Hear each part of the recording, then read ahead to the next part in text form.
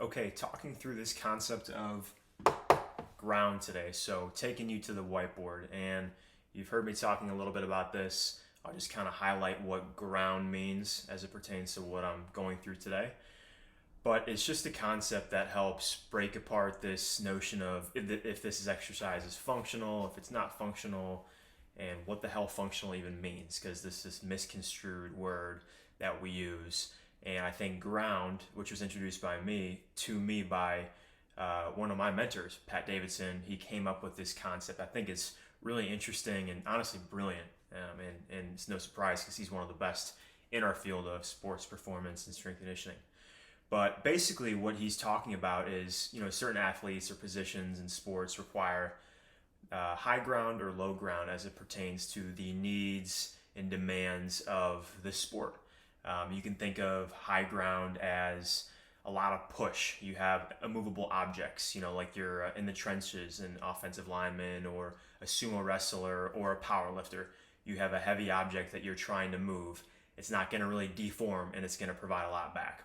Versus low ground would be something like half pipe snowboarder or a diver, someone that's tumbling and rotating and spinning through the air and is not really moving against an immovable object, other than the air.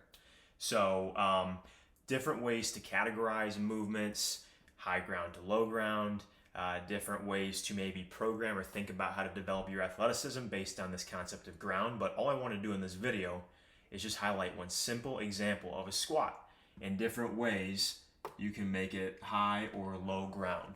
Okay? So, let's just kind of take the concept of a squat and just dissect it a little bit. So when we think about high ground, what is that? We're constrained. We have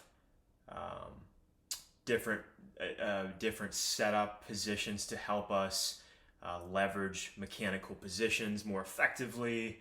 You can think of more of this like machines or load that are going to really constrain you to feel certain things in this squat. So you could think of like a heel elevated goblet squat. It's bilateral. A lot of ground there relative to the low ground that we'll dissect in a second. You have a weight.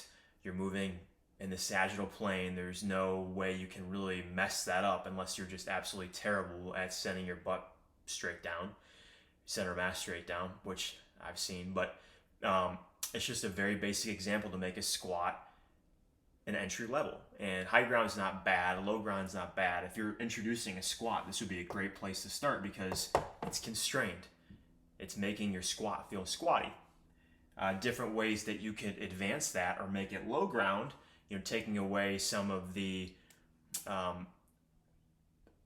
pushing, I guess you could call it, away would be you could elevate, you could change up your stance. So you could have a front foot elevated split squat. So just subtly changing up the stance makes it more low ground. Okay, it shifts you from that bilateral to that off-center stance. It adds a little different dimension in play. Okay, taking that further would be a rear foot or Bulgarian split squat where you have your back foot on a roller. Okay, that would make it low ground. And then finally, the lowest ground you could possibly think of would be this TRX single leg supported squat. I personally don't do these a lot with my general pop folks or my high school, college, professional athletes, but it can be warranted depending on what your needs and goals are. But basically you have, and you can see these in the video, you have a rear foot that is, I guess, looped into a TRX that's suspended and you're going down into a squat. So there's a lot more freedom, I guess is a better word, at play when you're dropping into the squat. So you can think about this concept for many exercises. I think one thing that you could do, especially if you are a gen pop athlete, I guess you could call it, you could just think about progressing your exercises based on this concept, right?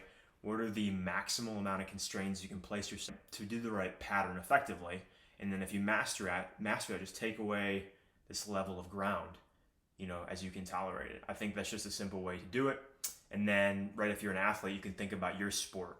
Does it require a lot of pushing against, immovable objects like a lineman? Does it require more, tumbling through the air like a half pipe snowboarder? Or like most sports, basketball, baseball, soccer, is it somewhere in between?